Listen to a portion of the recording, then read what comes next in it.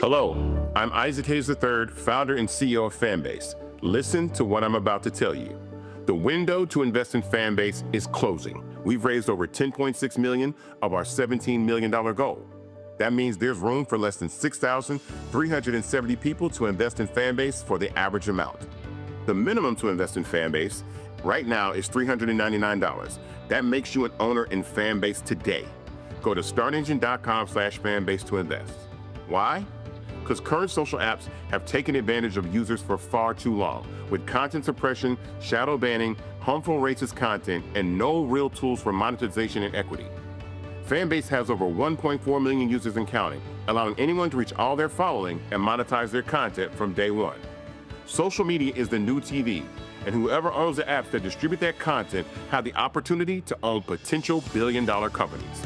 While big platforms with uncertain futures are failing to serve their users, Fanbase is stepping up to fill the gap. Don't wait until it's too late. Invest now, invest for yourself and your future. Go to startengine.com/fanbase and own the next generation of social media.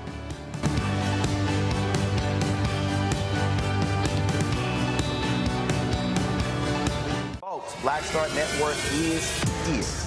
Hold no punches! I'm real revolutionary right now. Support this man, Black Media. He makes sure that our stories are told. Thank you for being the voice of Black America, Roland. Stay black. I love y'all. All momentum we have now, we have to keep this going. The video looks phenomenal. See, this difference between Black Star Network and Black-owned media and something like CNN. You can't be Black-owned media and be scared. It's time to be smart. Bring your eyeballs home. You dig?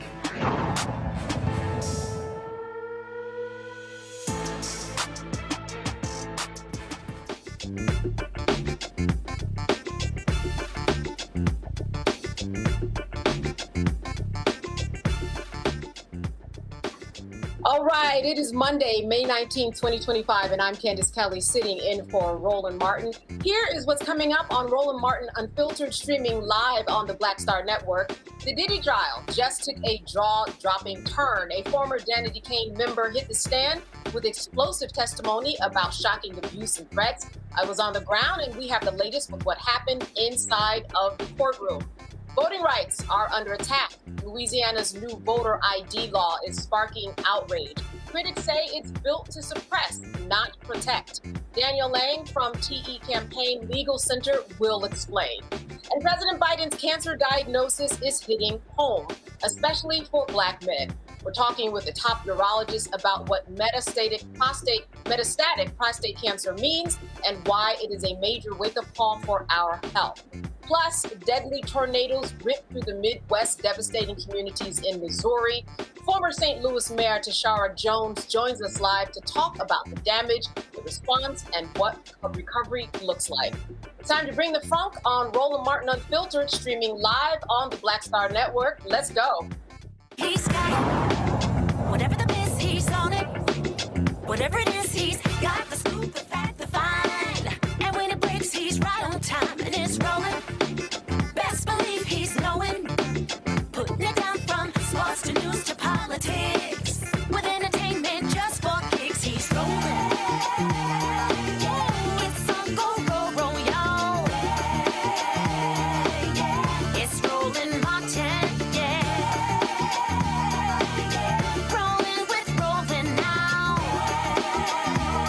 He's funk, he's fresh, he's real, the best, you know he's Roland Martin now.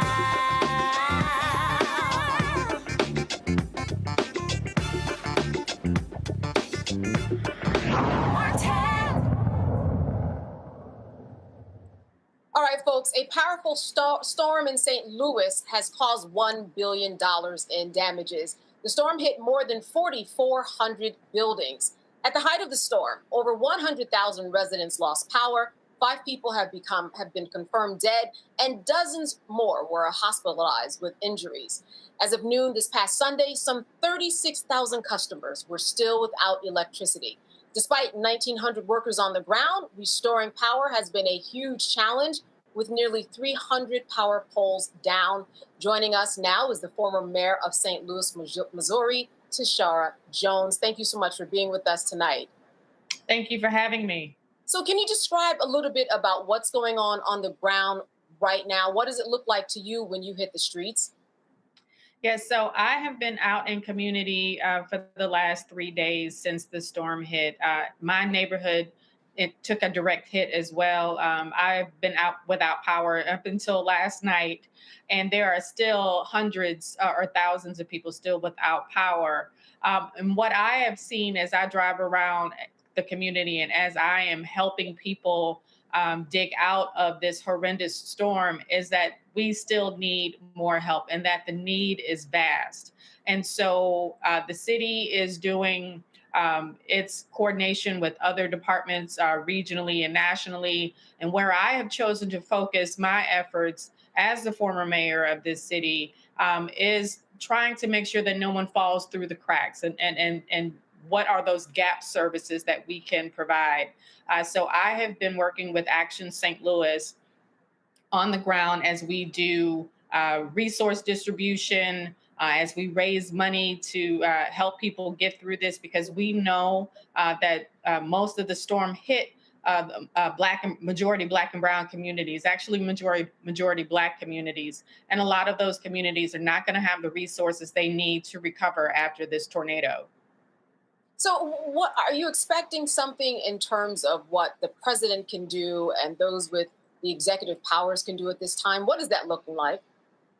Well, we had a tornado back in March, and President Trump still has not issued an emergency declaration from that. So, we don't expect him to act with urgency to issue an emergency declaration for this storm. So we have to mobilize and organize and make sure that we have our communities back. And that's exactly why why I'm coming on here tonight, to let people know how they can help the Black community in St. Louis recover from this deadly tornado. All right, let's talk about that a little bit more. What can people do? You said that that you already have a couple of thousand people on the ground. That is not enough. But what can people who are watching tonight do for your community?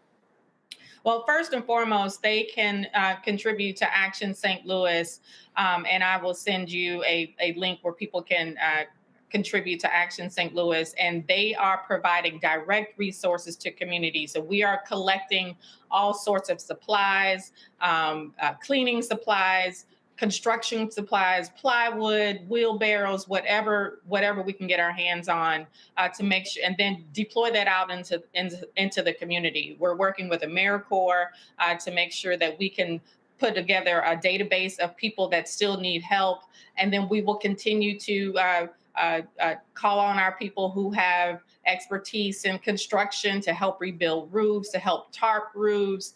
So we are boots on the ground, making sure that we are that no one falls through the cracks. And so we have been stationed at a local YMCA. If people are familiar with St. Louis, the O'Fallon Park YMCA, on a daily basis, just to make sure that that there is somewhere that people can come and let us know what they need.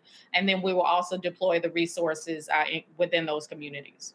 And what are you finding are the needs that residents are coming to you the most? What are people saying on the ground when you talk to them? Well, a lot of people are still without power, and we realize that our utilities are working around the clock to restore power. The biggest need is repairs to homes, and what happens when you don't have access to power. So our seniors, our disabled, will also need housing as we continue, as we try to rebuild their apartments, their homes. In the Black community, and especially in St. Louis, we have an old housing stock, an old, beautiful housing stock, 4 sides brick, 3 layers of brick in some of these homes. And so bricks are everywhere on the ground. And so we are picking up and salvaging what we can, but it also makes rebuilding very, very difficult and very expensive. We are trying to make sure that we can shore up the homes where we can. Again, there are other storms that are expected later on in the week. And so just making sure that people have what they need to ride this out. And then we'll also pivot to talk about other financial resources that we can raise money for to help them survive or recover from this storm. And what is your advice to people in your community? Because as you said, You just did not recover yet from the past storm. Now, a situation where more storms could potentially be coming. What do you tell your residents, your community, in terms of preparing for what is possibly to come? What I'm telling everybody is to make sure that you have some people who will have your back, and so you're not taken advantage of. We hope that everyone has insurance, but we realize that many may not and may need help rebuilding their homes. And in some cases, those homes may not be able to be rebuilt. We are talking about a community that has been neglected for at least 70 plus years. And so rebuilding is going to be very difficult, but we want to be a part of the solution and provide as many resources as necessary. And that's why we are asking people everywhere across the country to donate to Action St. Louis. That way we know that resources will get directly to the people in need that need it most.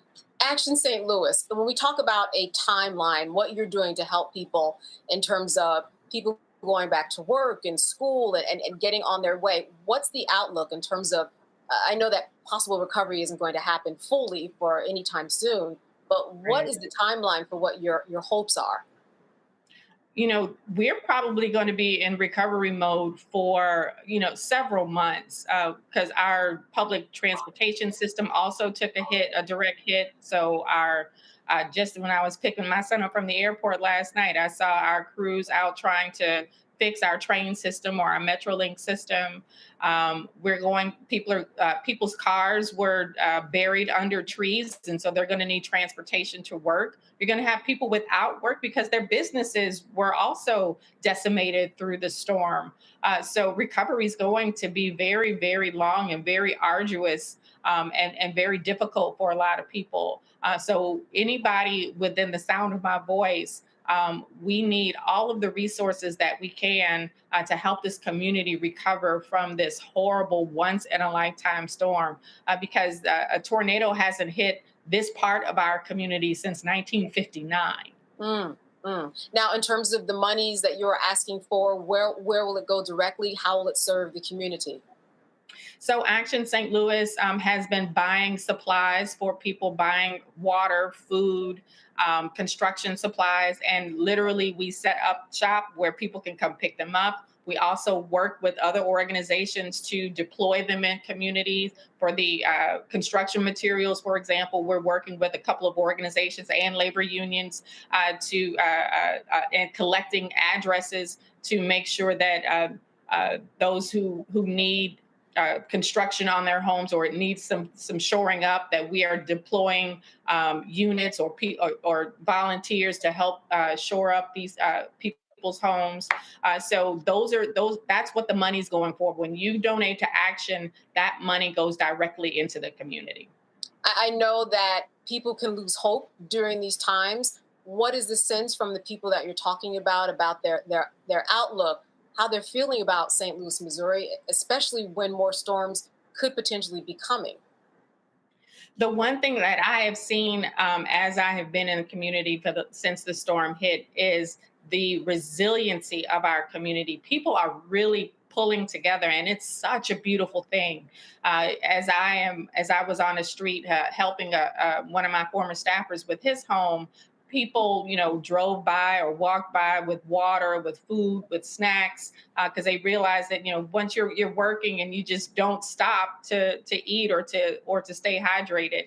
So our community is really coming together, and it's such a beautiful thing. And also, what I want people to know is that we will rebuild. We are a resilient community, and we are coming together during this storm to help each other, to help our neighbors, to help our friends and family. So I am very, very hopeful that we will rebuild our community after this horrible storm, because we are going to come together and roll our sleeves up and help our neighbors and friends rebuild. All right, Tishaura, I want you to one more time just mention how people can give you donations in order to help your community before we leave tonight. So Action St. Louis is a nonprofit, and you can find them on ActBlue.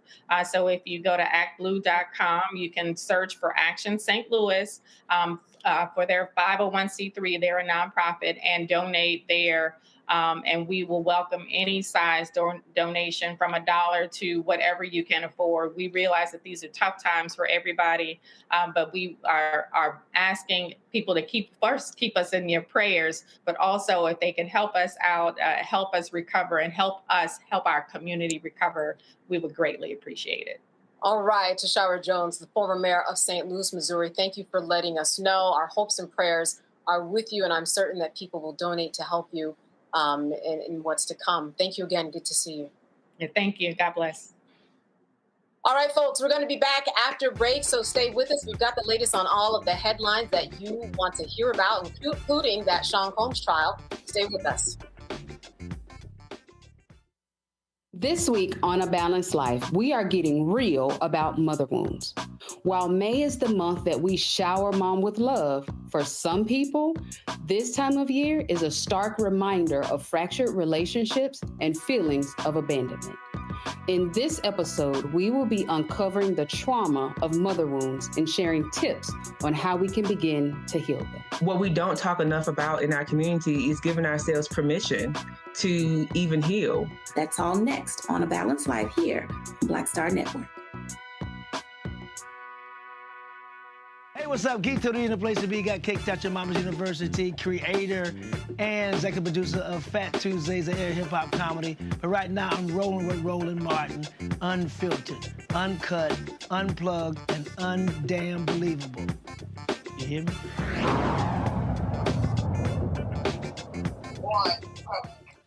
All right, I want to welcome our panel tonight. I am joined by Dr. Julianne Melvo, economist and president emerita of Bennett College and author of Surviving and Thriving, 365 Facts in Black Economic History. She's out of Washington, D.C. Also joining us tonight, former Georgia State Representative Renita Shannon out of Atlanta, Georgia.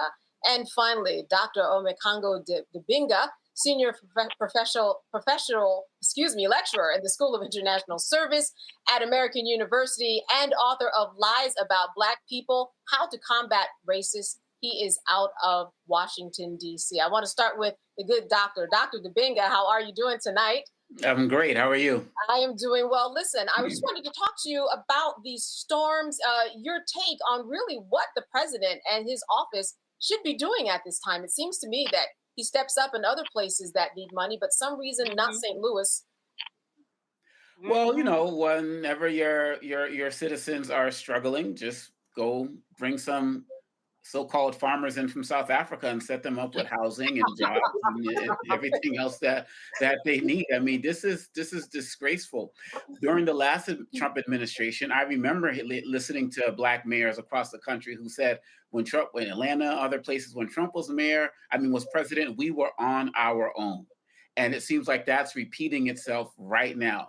And one of the things I'm wondering also is, with the firings that they're doing in places like NOAA and the like, they're getting rid of overnight forecasters and, where there's signs of a hurricane that were coming that were missed because of what they were doing with Elon Musk's department, that maybe some people could have got early warning signs and maybe evacuated and the like. So on some levels, their ignorance and budget cuts are making these storms worse. And then the people are not getting help on the other side of it. And it's also sad that, to be quite honest, like I've heard stories about the hurricanes and the like, but I haven't seen this on any other network. I haven't seen anyone talk about it in March except us. I haven't seen anyone talk about it in recent days in terms of the lack of assistance that these people are getting. People just talk about hurricane blew through town, certain people died, people have no power, and that's about it. And this is how the president gets over. We expect Trump to do what he does, but Trump has been known to bow when the pressure becomes strong enough. And if people aren't reporting on these things, then there can't be any pressure. And so people need to get this word out. We need to spread that website to help people get the funds. But this is going to be the case for the next 4 years. How do I know that? Because it was the case for the last 4 years. There's nobody coming to save us but us. It's tragic. More attention needs to be drawn to it. And his hands need to be forced in order to help serve our people. We can't just give up, but we have to call it out. And Dr. Dibinga, you are so right. I spoke to a couple people today. I said, have you really heard about this storm? They said, no, I absolutely knew nothing about it, which is incredible because of the number of media outlets that we have that are out there not traditional, but also online. Representative Shannon, I wanted to ask you this about the responsibility of the politicians to jump in here. I haven't heard a lot about that either.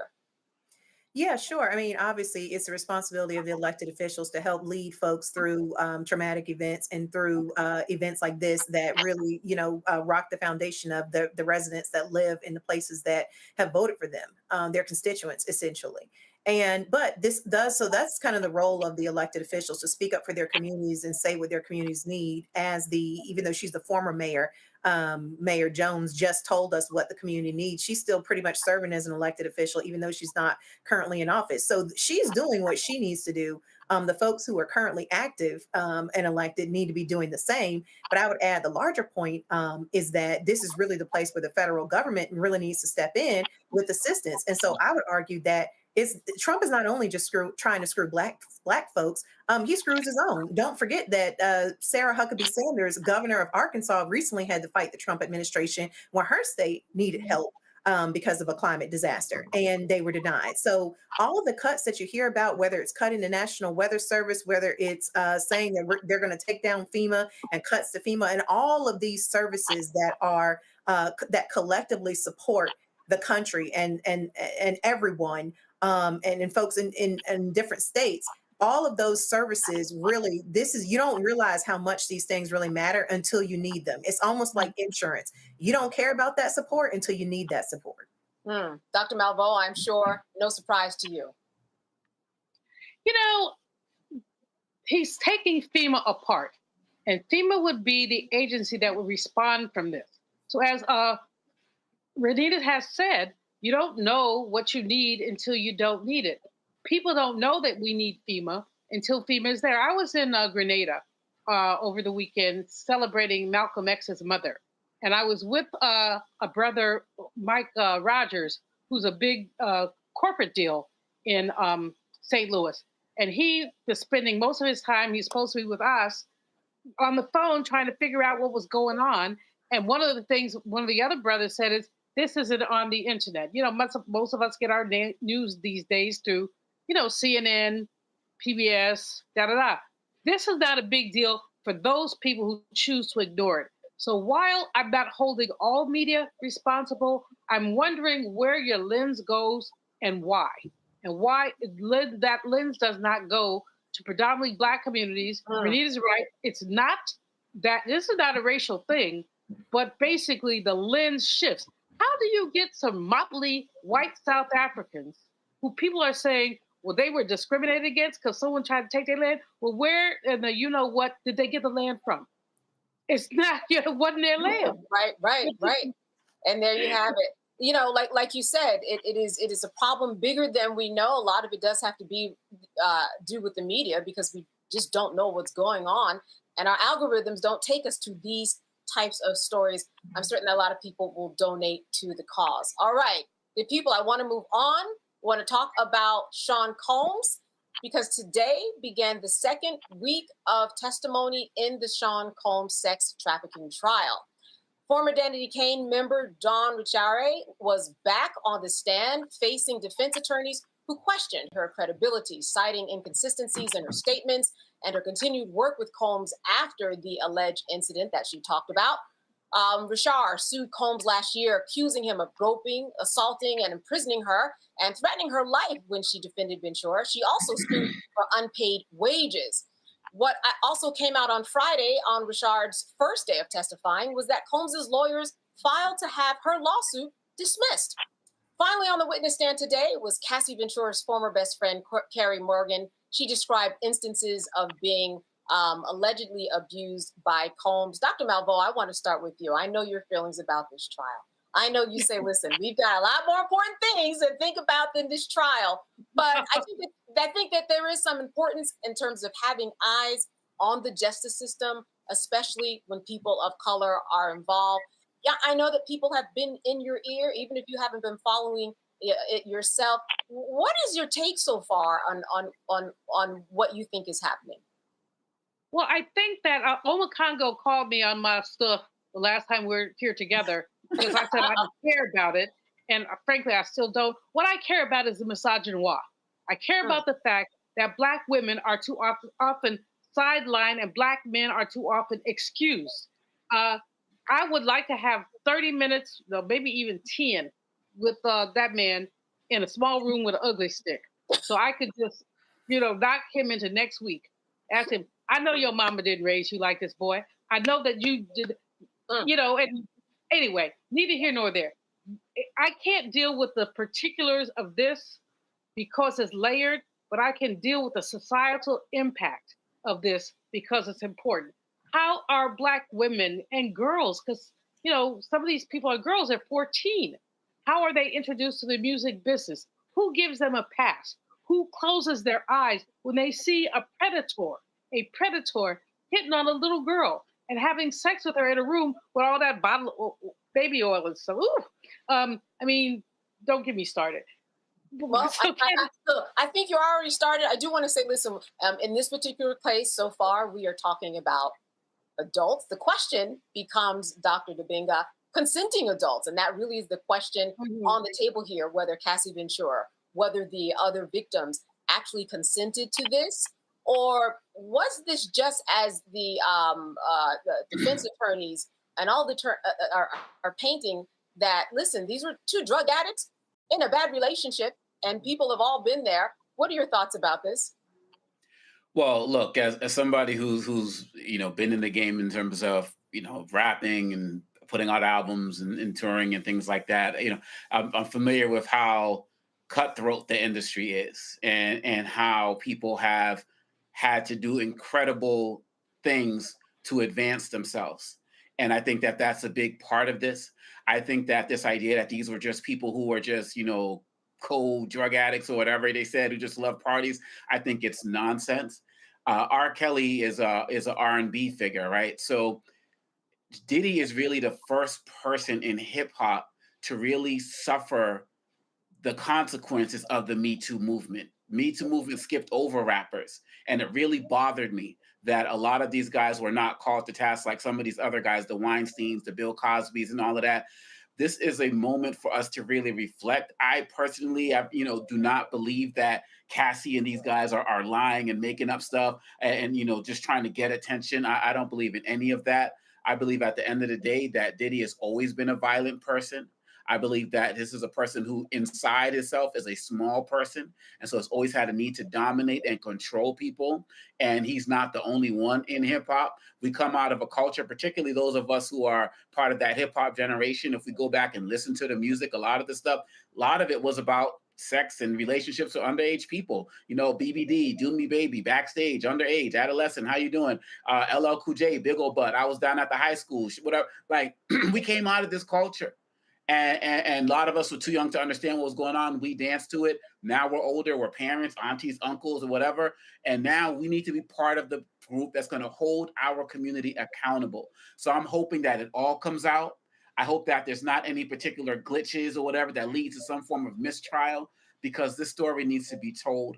And it's chilling hearing all of the stories, but at the same time, I'm glad that these stories are coming out so we can know so much of this behind the scenes stuff about the growth of hip hop that people just don't know about.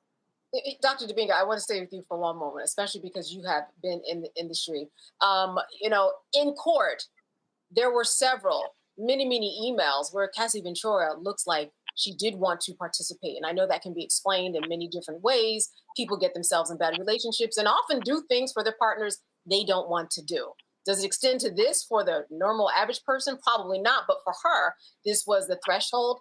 And of course, there were times where she said she was abused. I'm just wondering, if you were on that jury, would that make a difference to you that there were, in fact, some texts where she said, hey, I am ready for a freak off and I love you? Or she was doing drugs on her own, or she would call male escorts after they left on her own. All of that did come out from her own mouth. And I'm wondering just how you feel about, especially, again, being part of the industry.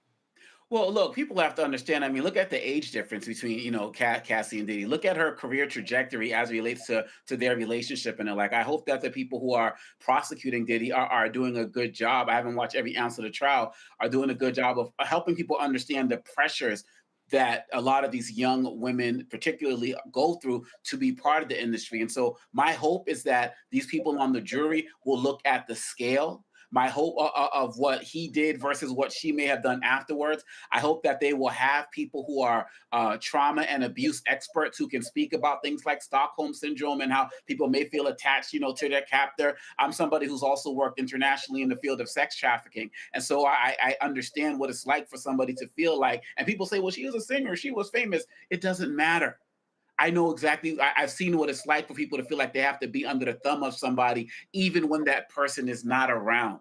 And so regardless of what she may have done here and there, there's a larger network of issues that she, as far as I can tell, was a victim to. And so I'm hoping that the jury can indeed see through that, but it's up to the prosecution to make sure that that is happening.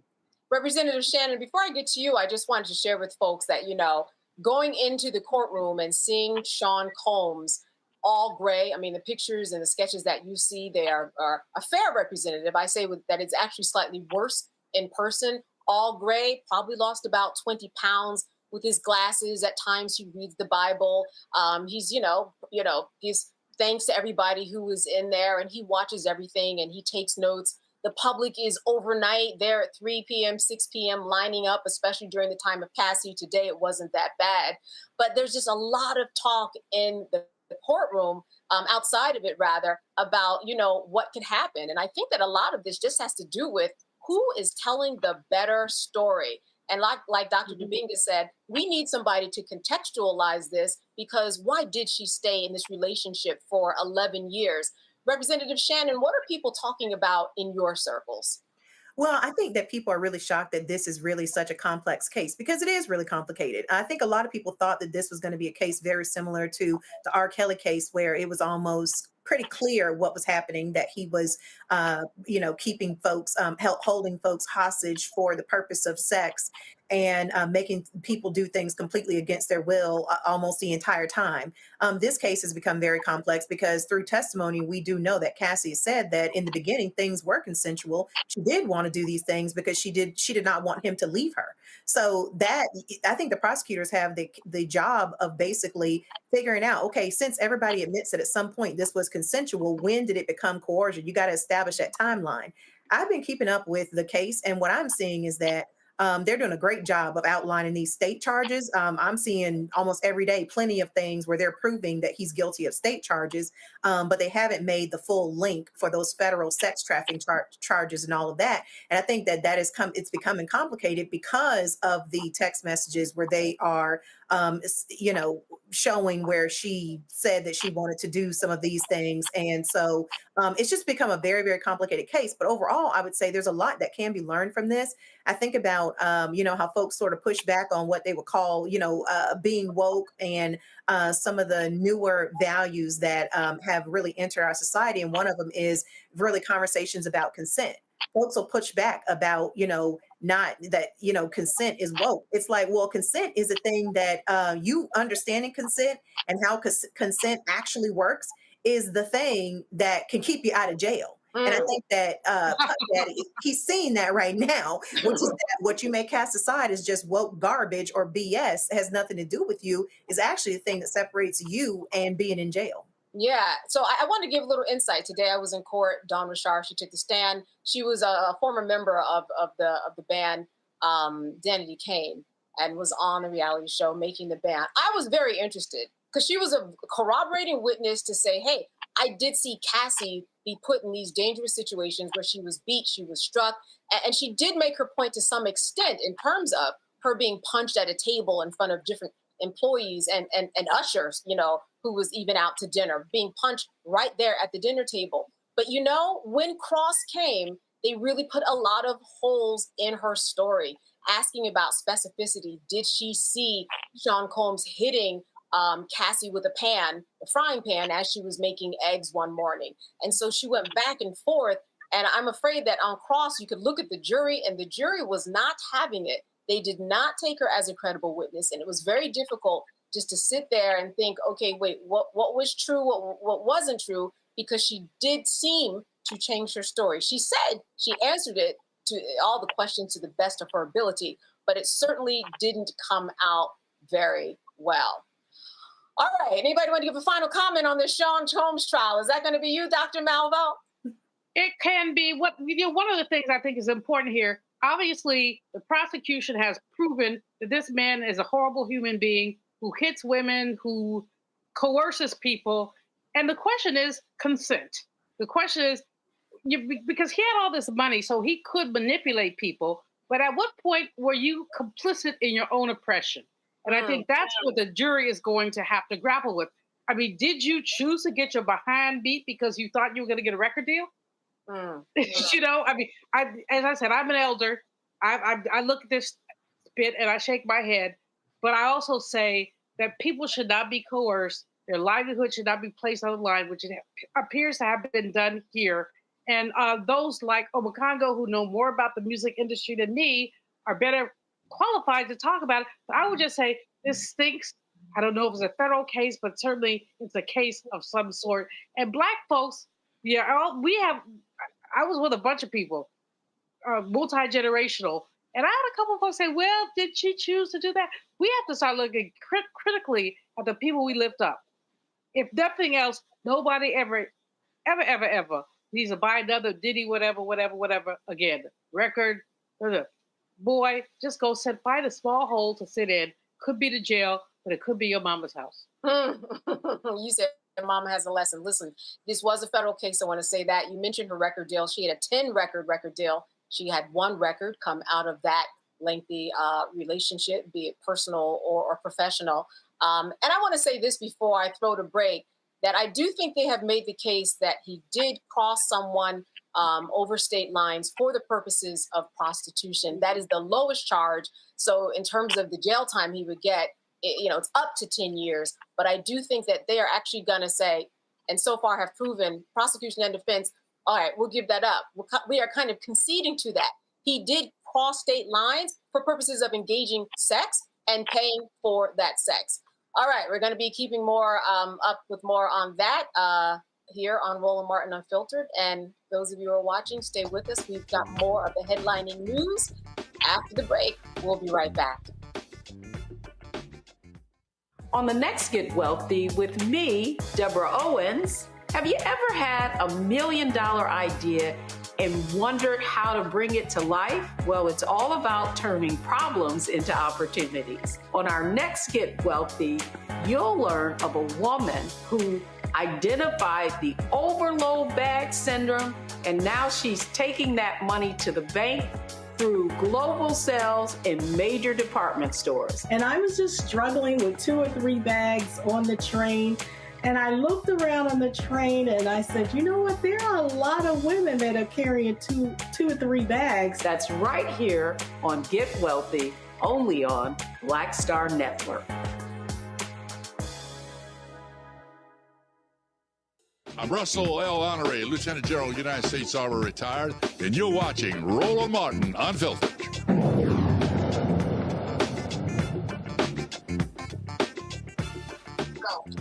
All right, Louisiana is at the center of a voting rights fight. A new lawsuit is taking aim at a controversial new state law, Senate Bill 436, that now requires proof of citizenship just to register to vote. We're talking about birth certificates, passports, other documents of proof